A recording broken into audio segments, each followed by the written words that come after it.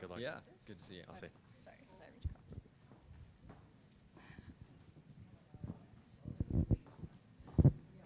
Hi, good morning. Welcome to our Sunday Forum, today, May 8th. We are happy to be able to do another film screening from the Southern Exposures film series, and today we are showing Heal the River.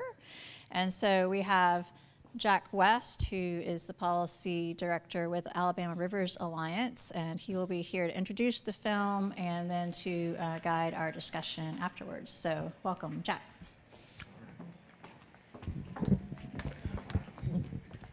Thank you very much. Sound okay? Thanks for having me. My name's Jack West. I work with Alabama Rivers Alliance. I'm the Policy and Advocacy Director. I think probably many of you got to see my boss, Cindy Lowry, a couple months ago as she led one of these screenings. I'm an attorney by training and have been in the policy role for a couple years now with ARA, and we work to promote and connect and restore all of our state's waters with many, many partners throughout the state. And we have this wonderful Southern Exposure Film Fellowship program that we inherited from our friends at the Southern Environmental Law Center, and so we make 4 films each summer about environmental topics in Alabama.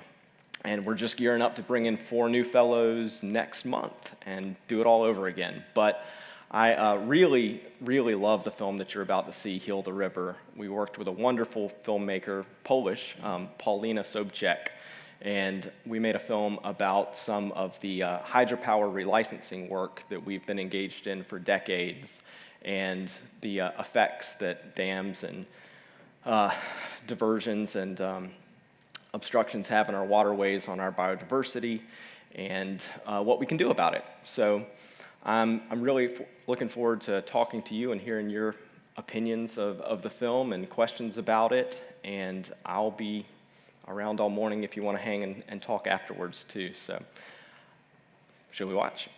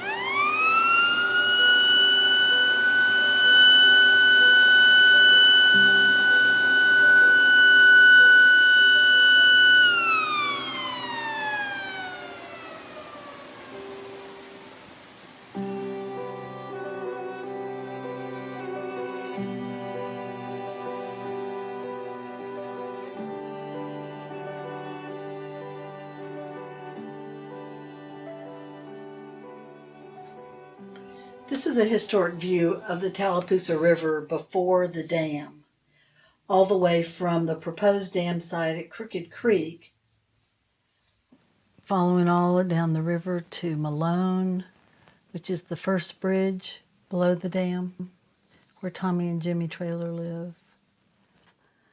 Farther downstream, about another 7 miles, is Albert Island's Heflin Family Camp, which was founded in the 1930s.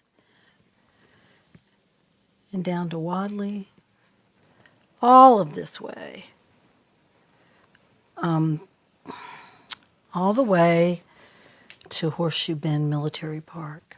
And all along this river is populated on both sides by people who live here, continue to live here, and remember the river before the dam. Well, I grew up not right here in Wadley. I grew up 3 miles from right here. And we farmed right next to the Tallapoosa River, right on the banks of the Tallapoosa River. I grew up just down the river a little bit from Bob down here. He was 3 miles up the river, and I was 3 miles down the river, down in the little place Well, it's between Wadley and Frog Eye down there.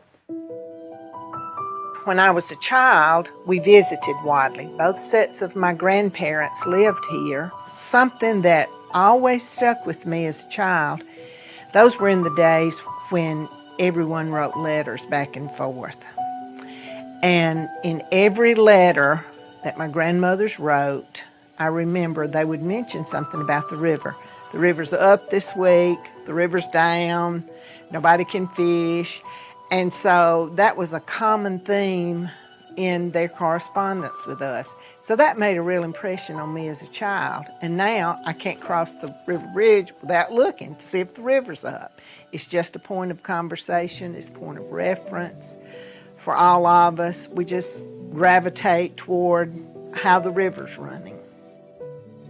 I have a lot of memories because my dad took me, we went fishing, we went swimming. He taught me about nature. He taught me about the river. He taught me how to respect it. I used to walk up this creek fishing when I was 6 and 7 years old by myself and just catch a lot of fish. And those days they're gone.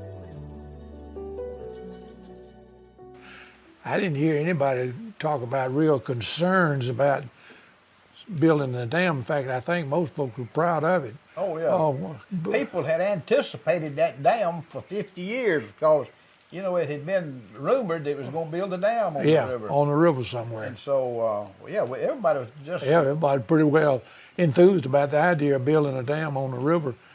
When they were getting ready to implement this in the 70s, probably mid-70s, because we were promised over and over and over, we are going to be able to control flooding. So, naturally, I was all for that. I have not seen that happen. At the time, we saw it as a great economic opportunity for people. People made fortunes building homes, selling property around the lake. It was just a great event. Everybody thought that, and it still provides a service. I mean, we all use electricity. However, we've now come to realize that it affects the spawning of fish, it affects recreation, and, you know, as it always is, it takes a little time to realize what the downside of something may be. I mean, Harris started generating in 1983, and it has a license that expires towards the end of 2023. And so the Federal Energy Regulatory Commission, FERC, that grants the license to utilities to operate hydropower projects, there's a relicensing process that starts 5 years before the license expires. So beginning in 2018, roughly, there's a long process of meetings, of studies that occur along the river, time for stakeholder comments. It's really a once in a generation or once in 2 generation opportunity to make some changes to how the dam is operated. And you've been involved in many of these meetings, but it's a long, arduous process to make sure that people who are impacted by the dam have their voices heard and recognized and responded to.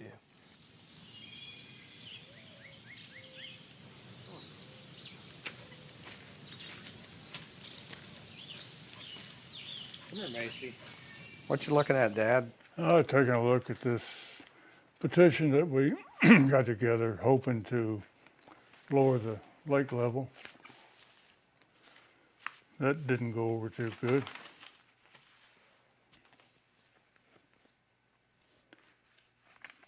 Alabama Power Company's management objectives. Achieve a comprehensive solution that addresses both upstream and downstream concerns such as lake level fluctuations, flood control, navigation flows, fish and wildlife resources, water quality, water supply, recreation, hydroelectric generation. Has any of this come true? Not that I know of. There's a lot of mistrust between Alabama Power, frankly, and the landowners. So one of the first recreation surveys that the power company put out got practically zero response. And there was a person from Mississippi State who came and took surveys of river use, very skewed, not enough data. So in response, the power company, along with our group, helped construct a questionnaire that was mailed to 225 landowners in that 44-mile stretch. What I thought was remarkable is that they had close to 100 responses, which to me indicates the depth, in spite of the frustration over the decades, the depth of commitment that landowners have to their river and its well-being. This river does play a big part in my life. It's been in my family since 1935. My mother's father bought it from the state of Alabama, and then my mother and daddy bought it from my granddaddy in 1963. And at that time, I was 13 years old and always came to the river and used to fish a lot of baskets, fish baskets, catching those yellow cats and blue cats and all. And they were fine eating, and have fish fries down here at the river and stuff like that. But the yellow cats are gone. Back when I was young, and even on up to the dam time in '83, bullfrogs, they were all up and down this river. But after the dam was built and they started backing water, the fact that the water is up, down every day, the bullfrogs, you hardly ever hear one.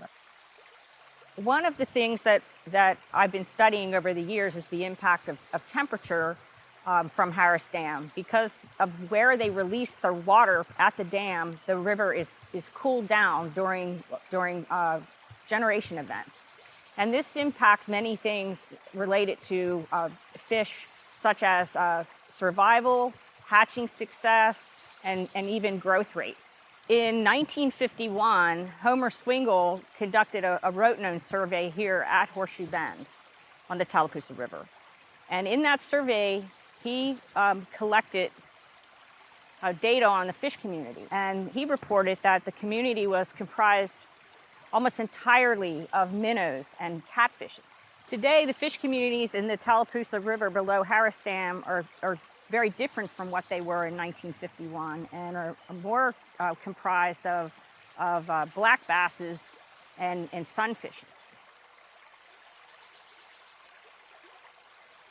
Well, taking care of the river is important to our industry as far as fly fishing, because it's another way we're bringing in tourism to this part of the state, and the more fish and the better quality fish we have, the more people are going to want to come and fish here.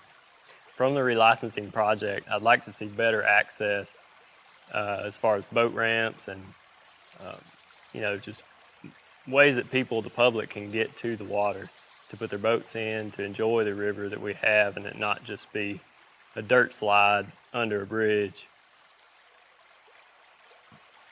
One way the dam influences my life, and nobody's going to want to hear this, but it keeps me busy coming down here trying to overcome a flood.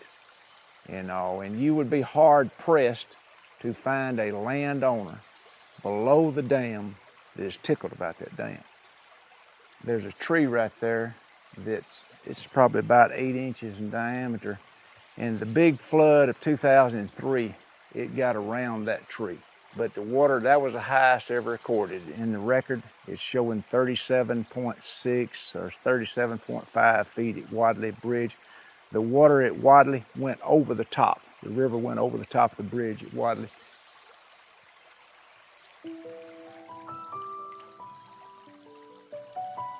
Growing up, I never saw trees falling and dying like I see, ever.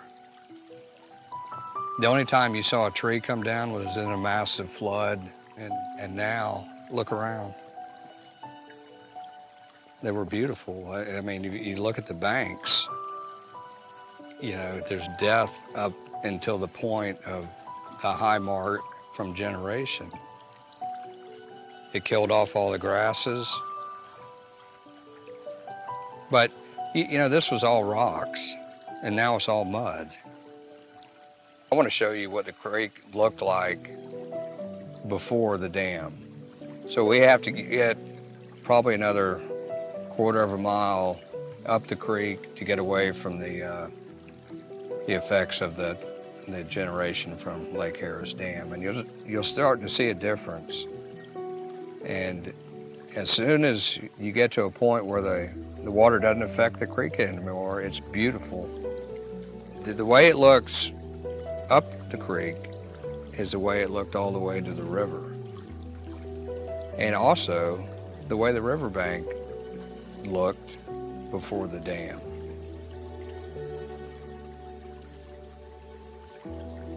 And when you start to get into an area that's not affected by generation from Harris Dam, you'll start to see what the river looked like as well as the creek.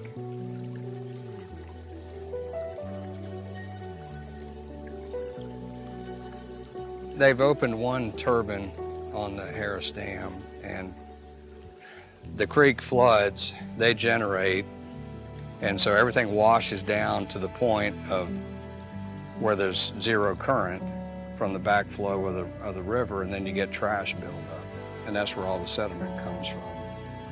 You see how quick this was ankle deep, 15 minutes, and we're up above our knees.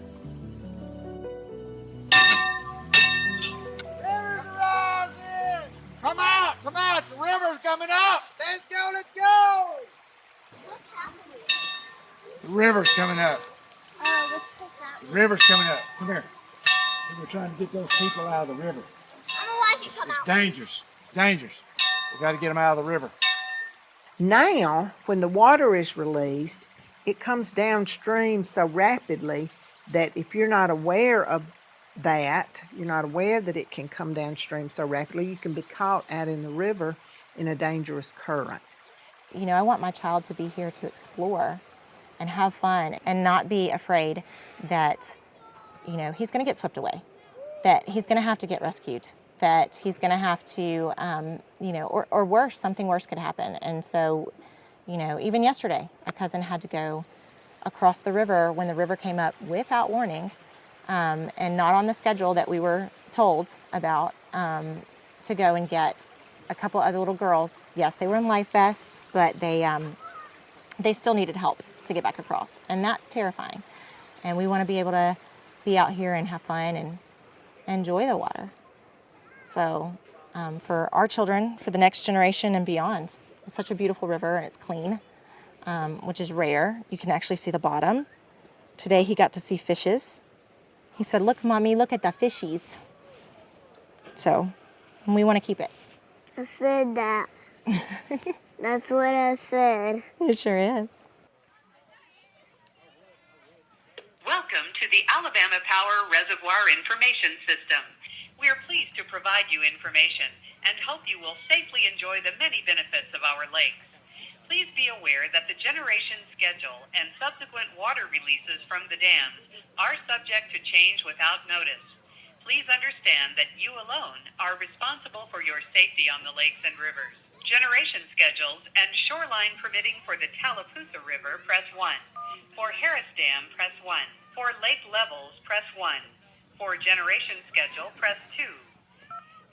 We're experiencing technical difficulties. Please try again later. The way forward is to negotiate a non-adversarial solution so that the stakeholders can hold different positions and have different interests, but not one at the expense of the other. I think it's totally worth everyone's effort to put in time to arrive at equitable solutions to complex problems where stakeholders, the stakes are high, and I feel like the people below the dam have spent 40 years without having their interest represented at all. I know, thanks to some of the efforts of our leadership group, the Randolph County Sheriff put in some comments talking about how hard it can be even to get access to the river to do rescue missions. So in terms of safety and recreation access, I think those are some changes that are definitely things that we can accomplish. I'm happy to answer any questions about the process, to show you how to get your comments filed, to to hear your stories about the river and what it means to you.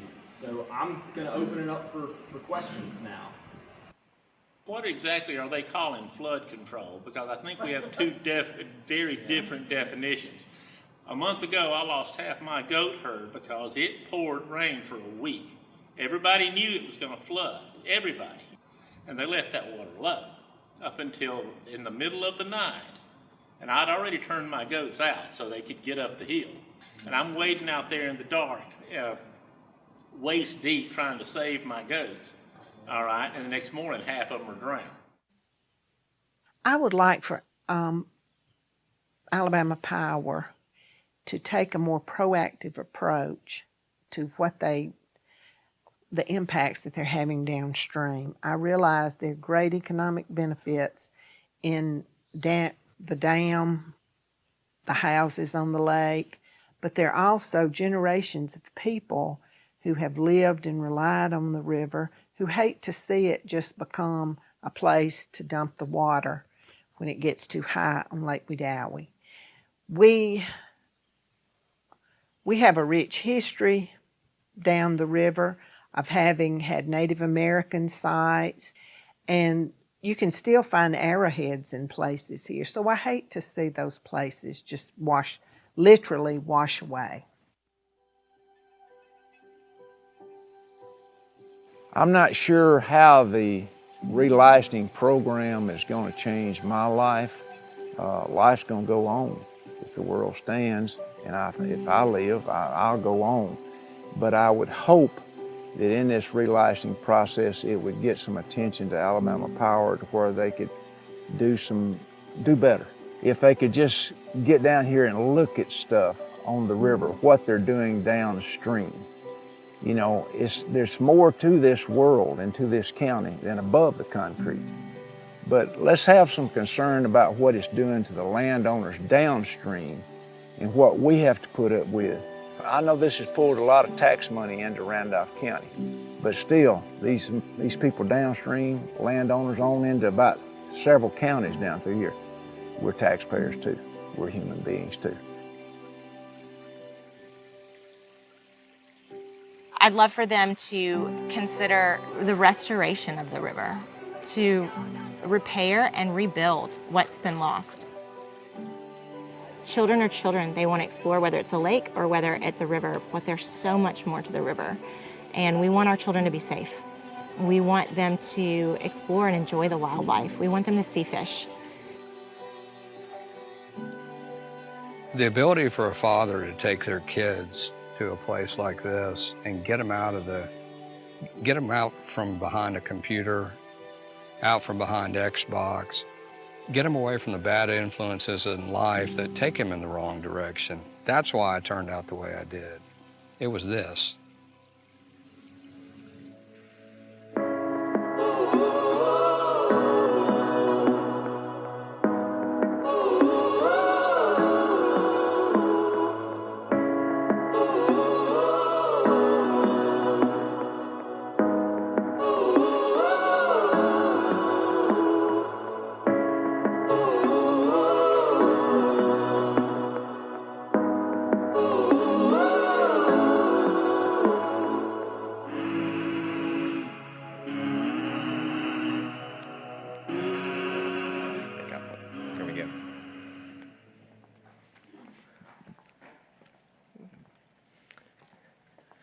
So we use all of these films in our advocacy efforts, and this film centered around Harris Dam on the Tallapoosa River because it's currently undergoing relicensing, as you probably learned in the film. So there's an opportunity now to make a change to how the hydropower project is operated and potentially restore some of more natural flows and water temperatures.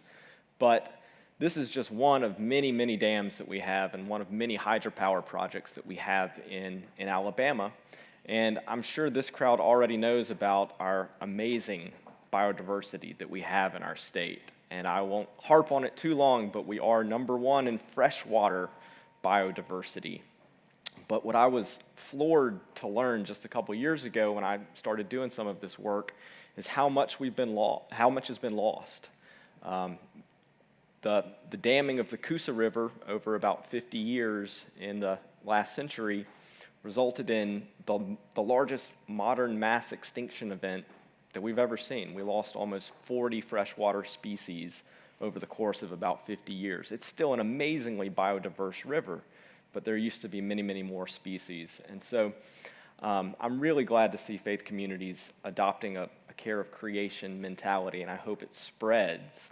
And we want to celebrate and protect this. And so that's what we try to do with our films and what we try to do with our work.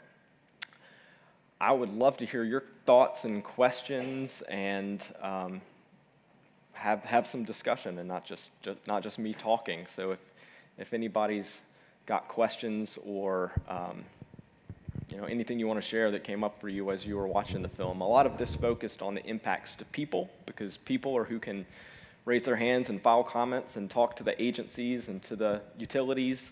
But there is a whole lot about the ecology and the species in both the Tallapoosa and the Coosa and the Black Warrior, all of our large rivers with large hydropower projects on them that go unsaid in the film. I have a mic, so let me bring it to you if you have a comment or question. A couple of questions. Has Alabama Power responded at all to this effort in terms of providing spokespeople and sustainability folks from Alabama Power to address the issues? In terms of spokespeople, I can't speak for them. I haven't seen any kind of formal response. Now the relicensing of that particular project is ongoing. So they have filed their new application with the Federal Energy Regulatory Commission, and now FERC is beginning to do its environmental assessment. These are really long, 5-year to decade plus projects. So it's all continuing to evolve. We have, through our efforts, through the efforts of all the people you saw in the film who live downstream and who care about the river, and many who weren't in the film, we believe we've made some progress. We have, for many years, asked for some more natural flows below the dam. For decades, basically they just cut off all flows. Hydropower projects are used to meet, or many of them, like Harris, are used to meet peak electrical demand, and one of the benefits that they have for the grid is you can flip them on and flip them off really quickly, unlike, say, a coal plant. But if you flip them off, there's no water in the river. And if you flip them on really, really fast, you see those massive fluctuations that some of the time-lapse footage captured. So we've been advocating for some way to pass a minimum flow that keeps water going down the river, that perhaps is variable based on the season, that mimics a more natural flow regime, and that provides water that's a natural temperature. Dr. Elise Irwin, who was in the film and is at Auburn, has been studying the effects of low water temperatures on the aquatic community there and documented the negative impacts. But to answer your question, through some of the advocacy, through some of the relicensing processes, we have persuaded or gotten Alabama Power to be interested in installing a new, smaller turbine that would pass a minimum flow, and in fact, they have included that in their license application. So we are getting somewhere. Is SCLC involved in the sense that there's some sort of bar of expectation that they've set that if it's not met, they might step in and be a little more forceful about it?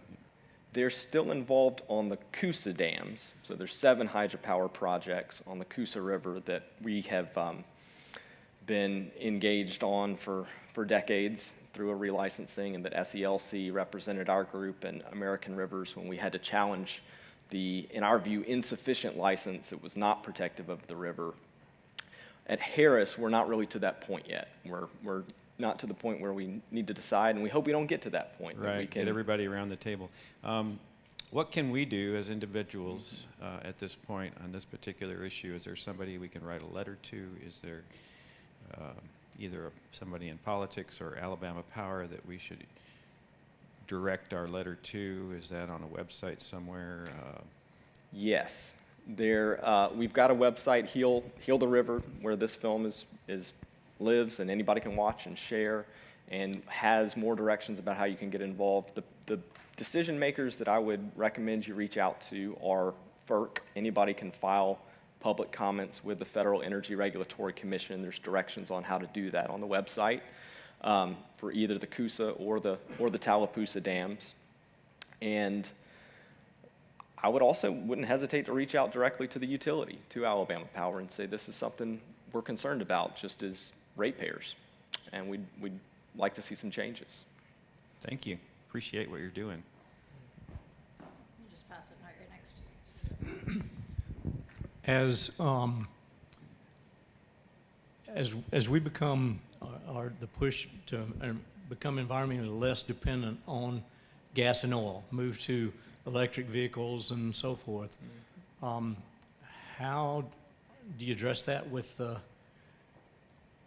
y'all's situation? In other words, there's going to be, if you're not using coal or gas or oil, you have to depend on water or wind or solar, and or nuclear. But no one seems to want nuclear, so that's even a worse hot button than oil.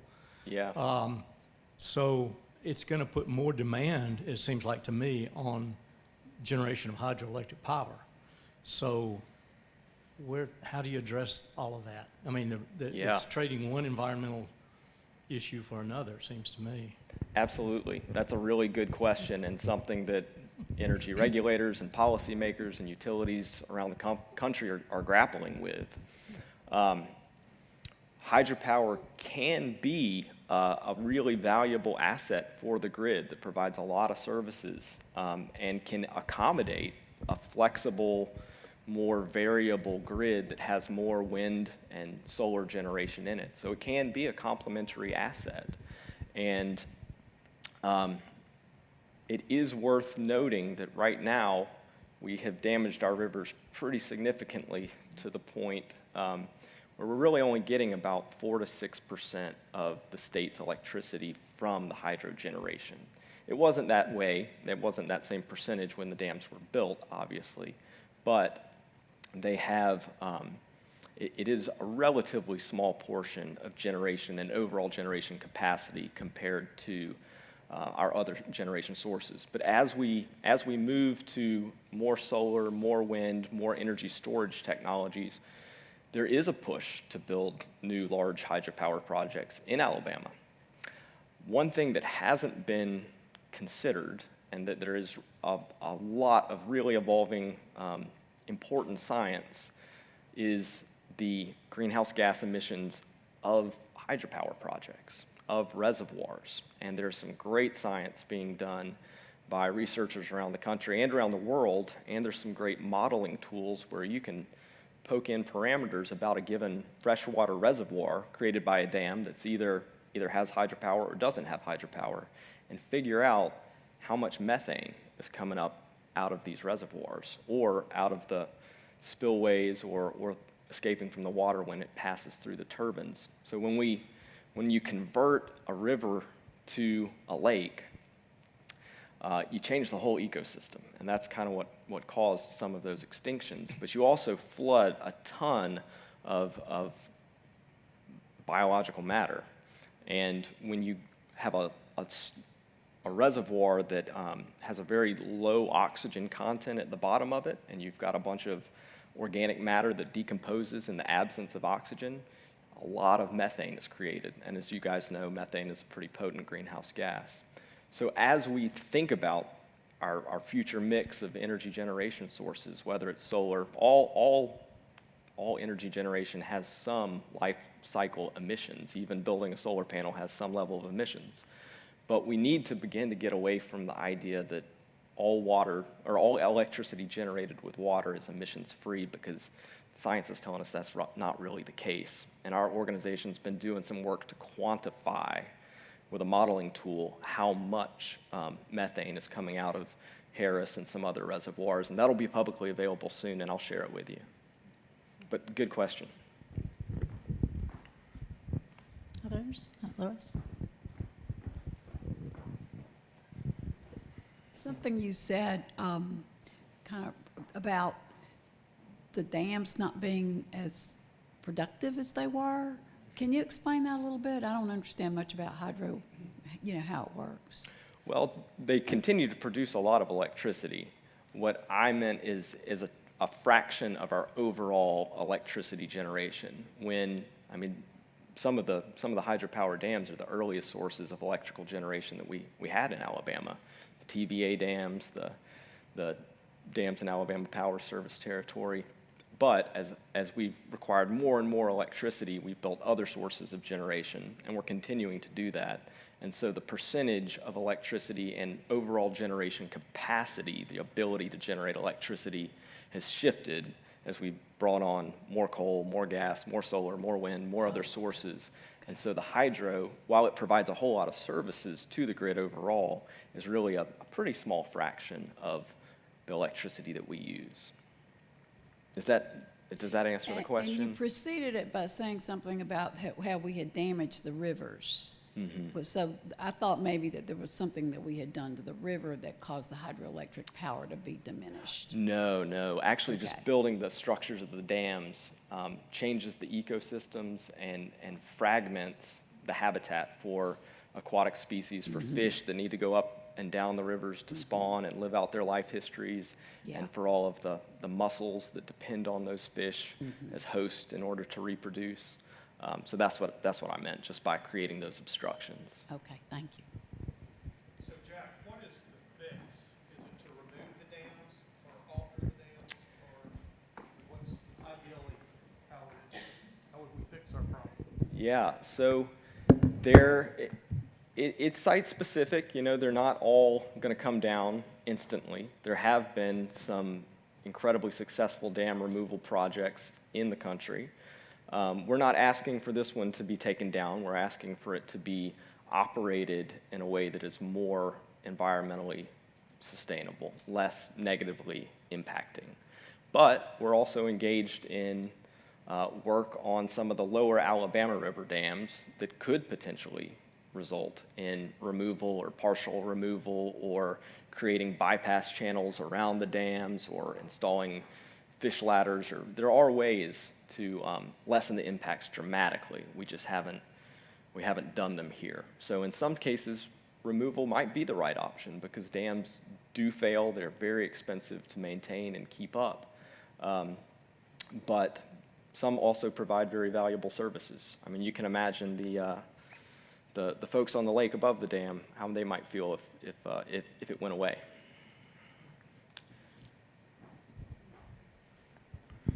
We only have a little more time, but I wanted to ask if you know off the top of your head of a good model where they have fixed a problem or are working and have gone, they're a step ahead. Can you think of somewhere that, that we could look to see what they've done?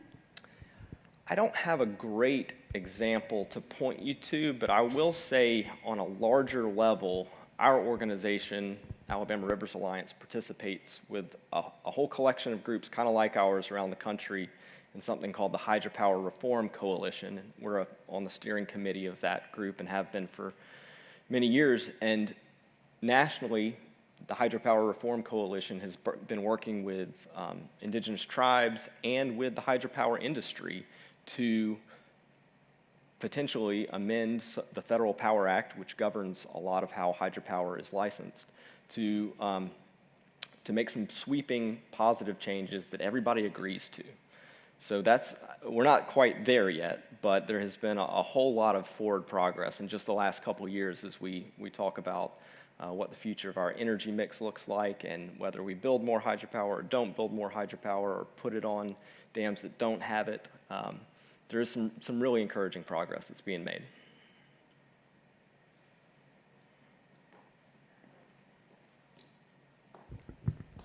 We have time for one or two more questions or comments if anyone else has something. Jim?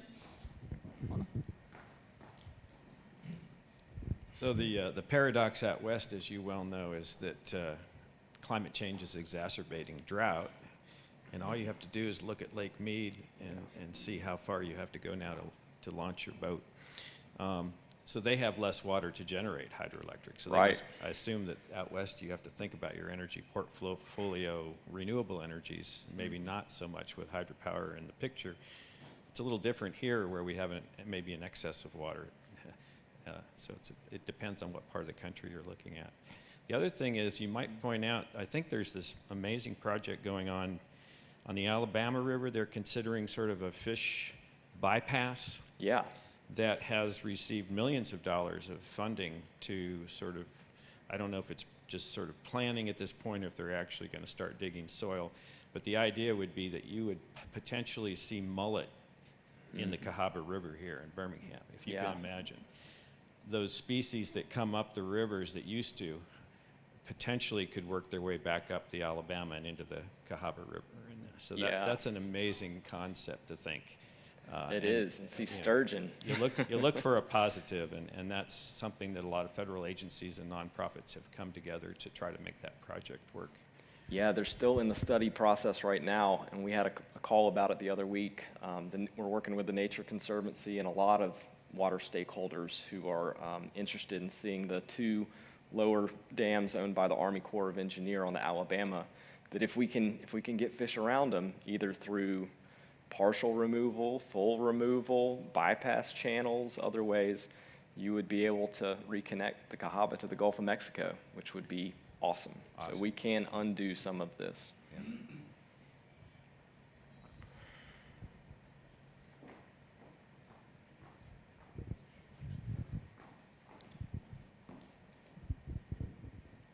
All right, well, thank you all for coming. Thank you, Jack, and to Alabama Rivers Alliance for continuing to produce and support this film series. Hopefully we'll show some more from the ones that are produced this summer. We're about to make 4 more. Thank you so much for being here and the good discussion. It's a pleasure to be invited.